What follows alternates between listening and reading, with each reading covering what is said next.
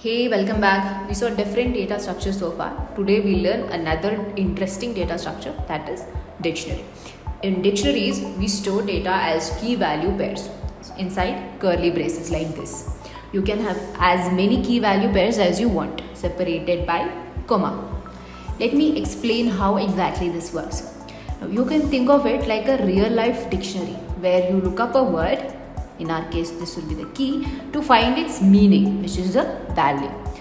Let's consider we want to store the details of a person like name, age, place and so on. Let's sketch out the dictionary structure for this. Person will be the name of our dictionary. Name will be the key with Alibaba as the value. Age will be another key with 50 as the value. And place will be our last key with Bangalore as the value.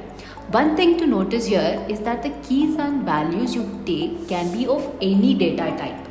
Okay. So far, when we deal with lists and tuples, we use the index numbers to access values. Remember?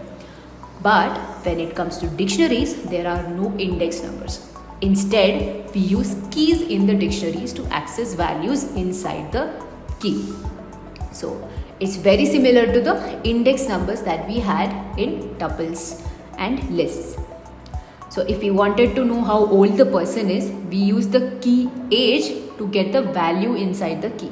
So the syntax to write this is the same as indexing. We mention the dictionary, put the key within square brackets like this. So this line will print 50 to the output screen.